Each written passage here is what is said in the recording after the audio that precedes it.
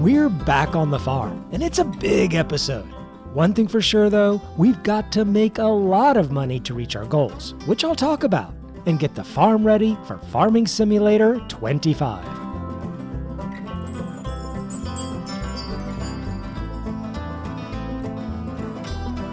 Wool production is starting to really kick in with our sheep, so we'll get some of these bales stacked to make room for more to spawn, and let time pass into a brand new morning. So what have we got? These silage bales are almost done fermenting, probably just a few hours away, and the grass field is growing at 100% fertilization.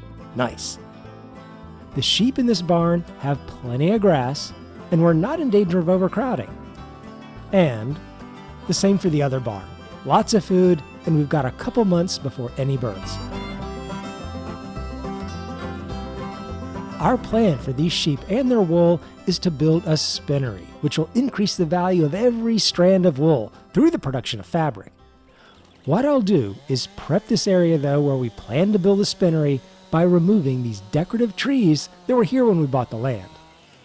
They're not worth a ton of money like the oak trees we planted, but they are worth something, and they need to get out of the way. So let's get them loaded up and sold.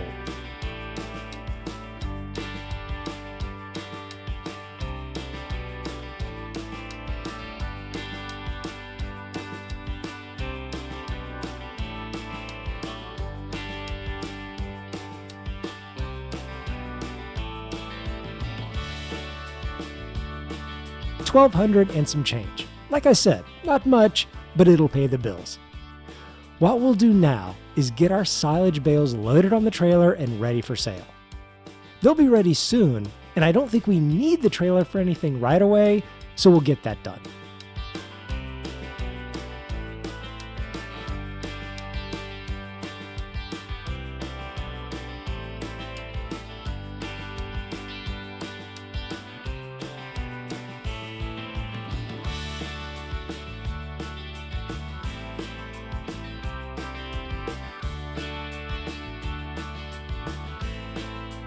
The price is still going up at the livestock market, and there's not much for us to do the rest of today, so we'll wait it out till dusk.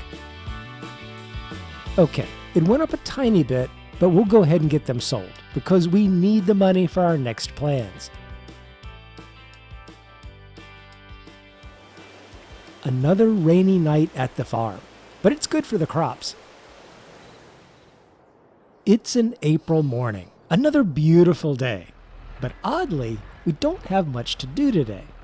Our grass field is still growing, and the barley isn't ready to harvest yet. But I have cooked up a plan. I think it's time for a major move on the farm. We're going to plant carrots. That's right, the first root crop this farm has seen. I'm hoping it'll bring in lots of money, but it'll also be a lot of work. Even though we moved here into May, we're still holding for that carrot planting until the barley is ready to harvest, which I believe will be next month. The grass is technically ready now, but if we let it go from 2 months of growth to 3 months, we'll increase our yield by 30%. So it's worth waiting on as we watch our sheep slumber into the night. We did have 2 more birthings of lambs though. Very good. It seems like we just built the second sheep barn and they're filling it up already, but I can't complain. It's just past midnight, we're into June, and I just had to check the barley. And yes, it's ready to harvest. And the grass is ready to cut. So after 2 months of low activity, June is going to be an absolute bonanza of farm work. And don't you know, as the morning comes, we have rain. So much for starting before dawn. Okay, it looks like from the weather prediction, we have a little break in the summer showers. Let's get our bale trailer converted to hold grain and get harvesting.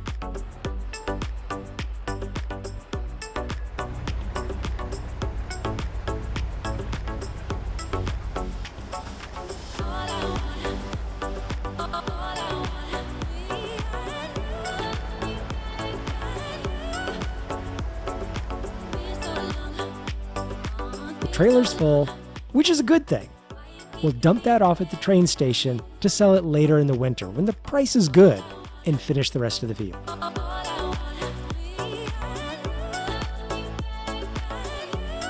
After we finish the harvest, there's so much to do. We've got to bale the straw, pick up the bales, cultivate the field, plant the carrots, which will be no easy task, probably run the weeder, and spray fertilizer. And that's in addition to the mowing, baling, and picking grass bales up from the other field. A very busy day indeed. We unloaded a second full load of barley at the train station, and there's still more left. A very good harvest. But we're taking very good care of the crop, so at least it seems to be paying off. Alright, that's the last of it. And almost another half a trailer. We'll drop that off and get on with that long list of things we need to finish today.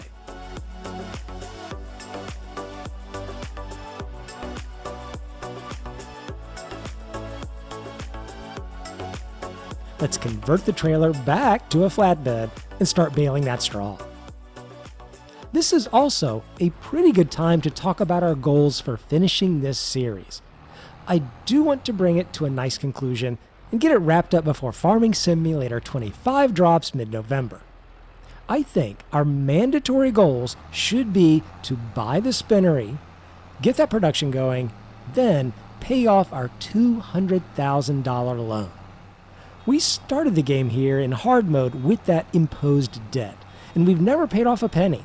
So I don't think we can say we turned this into a successful farm until we're debt-free. That's just how I'm feeling about it. Let me know in the comments if that sounds like a good minimum goal to complete this series. As a stretch goal, I'd like to buy another small field next to this one, and also buy a new tractor. But I'm going to leave those two on the wish list because I think trying to earn $260,000 for the loan and spinnery, in addition to the operating costs, will be a big job in itself. All right, the straw baling is done. Let's drop off our amazing baler, hands down the best piece of equipment we own, get the straw bales loaded and sold immediately. The price is probably not that good this time of year, but I just want to get them sold and out of the way for the rest of our operations.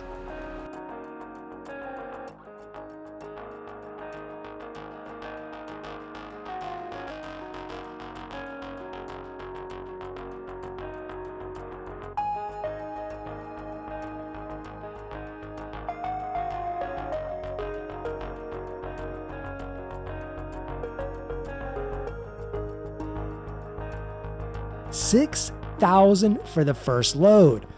More than I expected. We'll sell the last few and continue on.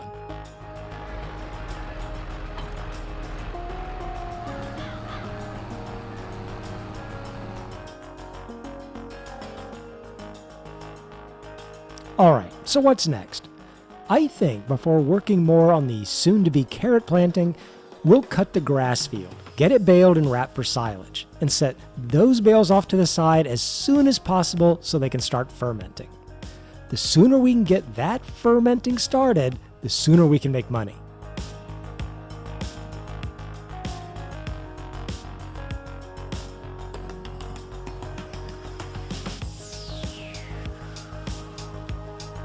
We'll take a quick break from the grass though to rent a grinder and deal with these leftover stumps that keep getting in our way. Every now and then, you just need a quality of life improvement.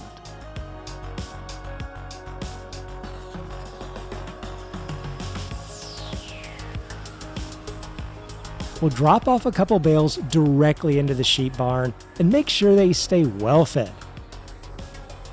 Okay, now on with the rest of the cutting and baling.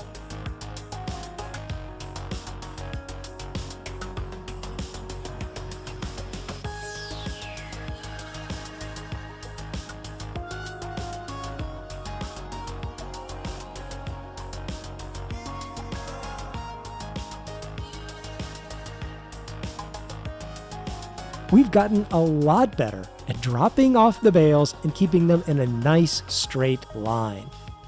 As a farmer, we are improving, and to make sure everything keeps working well, we'll get everything repaired, paying $1,000 for the tractor and $760 for the baler.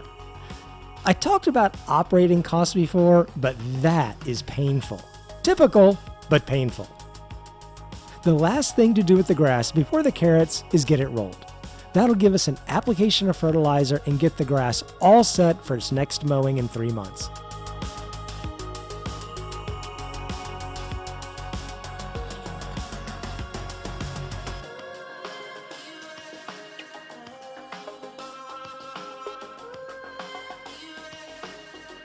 All right, that's all done. We'll get our cultivator hooked up and start attacking our big fields because we've got a lot of work ahead.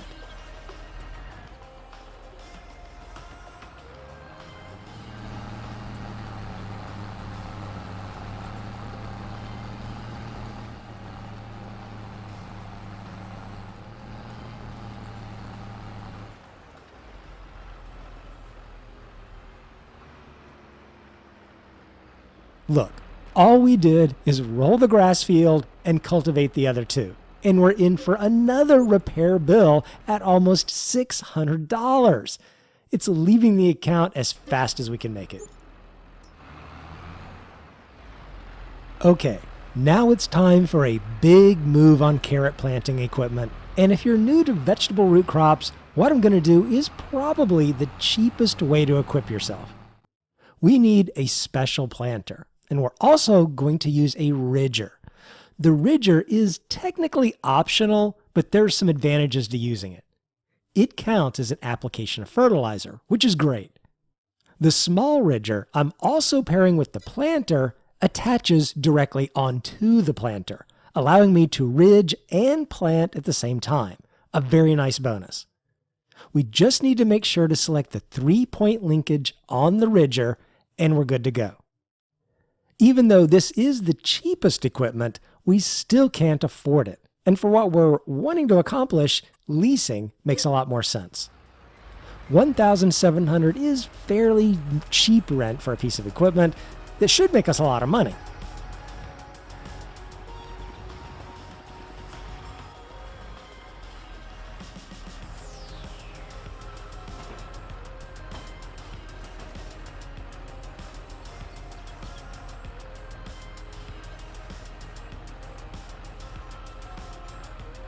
We're all filled with carrot seed. Let's get planting and see how this setup works.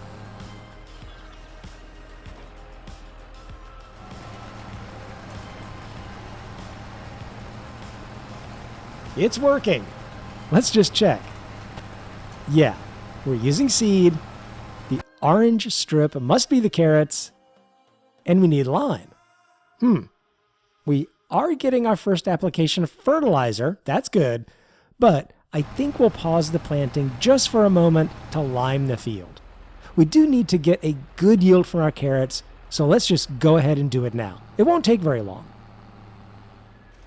I've kind of lost track, but this might be only the second time I've used this lime spreader.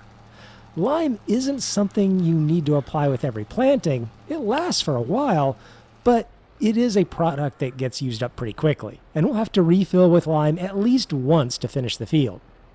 But it's going quickly.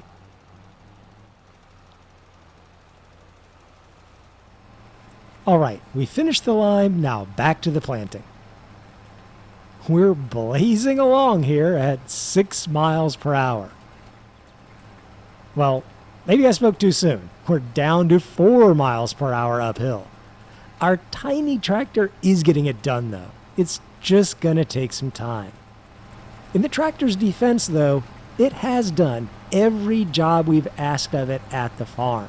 I couldn't be more happy with our little tractor. Even if I do manage the stretch goal and am able to buy a new one, I don't think I could ever sell this one. I mean, just look how hard it's working. It would feel like I'd betrayed a friend. We've run out of seed. It's actually used very little seed, but the capacity on the planter is pretty small. We'll throw down another $850 in tractor repairs, get refueled, and load up on another mighty 16 liters of seed.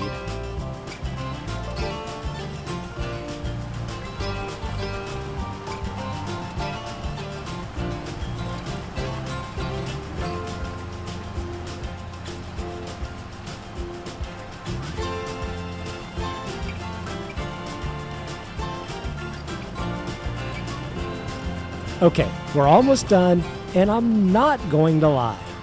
That was a lot of work. Way more than we've done for anything on any field.